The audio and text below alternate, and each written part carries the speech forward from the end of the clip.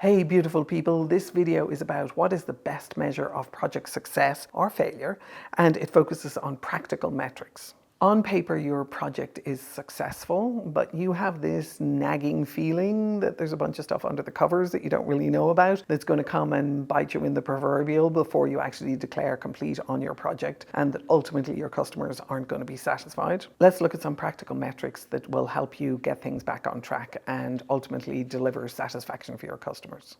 Hi, I'm Jennifer Kenny. I'm the best-selling author of The Innovation Mindset and the award-winning 100% Capacity book. I work with Fortune 500 companies and mid-sized companies to help ensure project success, and I work with the project leads to make sure that we are delivering results not just on paper but in terms of measurable business impact.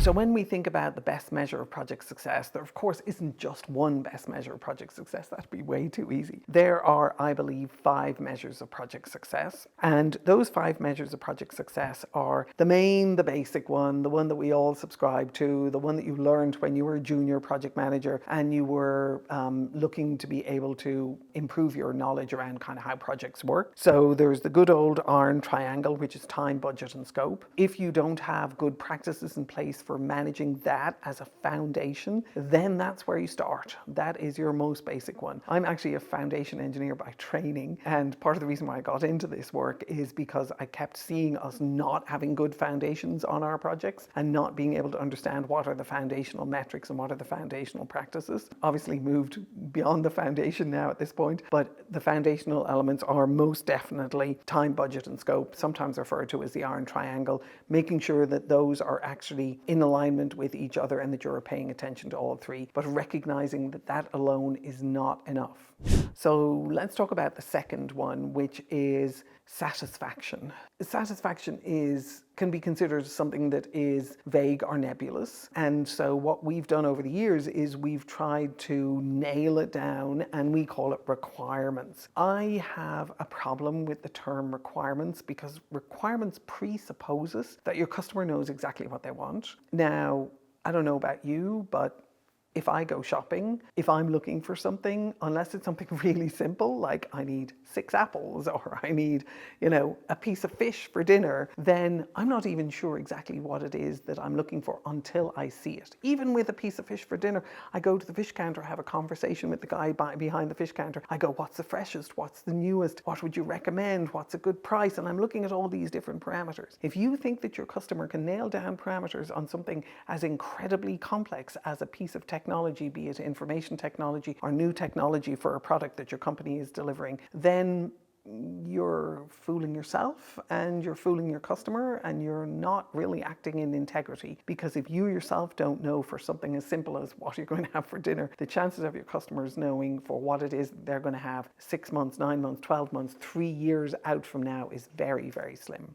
So when we think about satisfaction declared, I really encourage you not to think about it in terms of requirements. We can start off with requirements because we're used to gathering them and that's how we think about it, but we have to shift how we think about requirements. We can't think about requirements as something that's static and something that's done at the beginning of a project, nor do we want to think about it as something that is a constant moving target. We want to be able to start thinking about it as the solution to a concern that a customer holds over a period of time, and that internal customer or external customer is someone who you're looking to add value for. So when we start thinking about satisfaction, we can start off with roughly what we think satisfaction is going to look like, and I really encourage you to think about it in terms of the business metrics it's going to impact. Then what you do is you recognize that's going to move and shift over time, and as that does, we have built into our project practices for understanding that movement and for accommodating that movement, or for making changes in the scope of the project or the budget of the project or the timing of the project, depending on how that changes. As we think about satisfaction as being success declared by stakeholders, that requires a much, much more sophisticated level of stakeholder management. The problem with stakeholder management is we tend to treat it almost like communicating change as opposed to building trust and having ongoing decision making scope decision making, functionality decision making, conversations with our customers. And so when we think about it as requirements and we think about success as delivering on the requirements, what we're doing is we're failing to train our customers to help them understand the complexity of what it is that we're doing and to help us understand the complexity of what they're doing in terms of how their business is moving and changing over time. Those conversations had with, say, maybe a steering committee or maybe a customer satisfaction committee with one person who's chairing that and who's responsible ultimately for declaring success. That's an ongoing conversation for the entire duration of the project. If you think that's a one and done, you are setting yourself up for failure.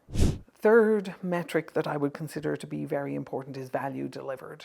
If you have a project team that are exclusively focused on deliverables and they are not focused on customer satisfaction and they are not focused on value delivered, then they're going to think of their value in terms of work that they have done. They're not going to think of it in terms of customers that they have satisfied, value that they have delivered downstream to the company. If they think in terms of work that they have done, they're thinking in terms of lines of code they've completed. They're thinking of Jira tasks that they've checked off.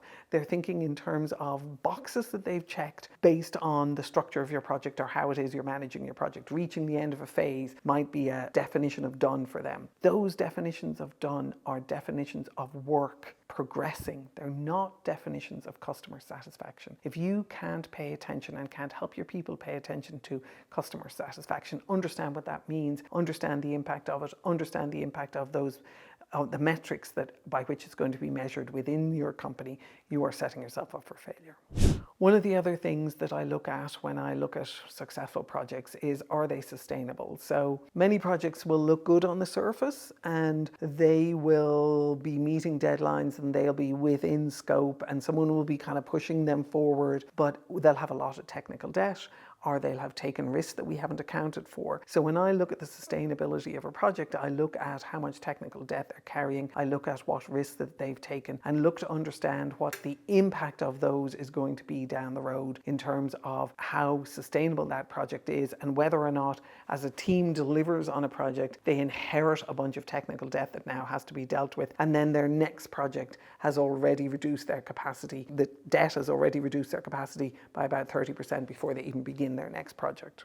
Many times we fail to recognize the burnout that we put teams through when we don't take care of some of these other metrics, when we don't have customer satisfaction front and center of what it is that we're doing and the practices associated with managing and maintaining that and negotiating scope and context and transformation as we work with our customers. And if we don't have those practices in place, we tend to push our teams towards burnout. I view team resilience as being an absolutely critical part of a project success. So team resilience is what allows us to be able to not have demo death marches, is what enables us to be able to move to another project after we finish the first one without burning out the team. It's also what sets us up for prolonged success. So if you're doing a churn and burn with your people and you're taking in experts and you're hanging your project success on the necks of those experts, what you're doing is you are setting yourself up for failure, because when you do that, you make one person, the key cornerstone of the success of a project, and that person is not necessarily someone who is going to train and support everyone else all around them. If there isn't ongoing learning and time and energy and effort paid to ongoing learning for your people, then what you're going to find is that you're in this extractive mode. You're just taking from them and whipping them into a place where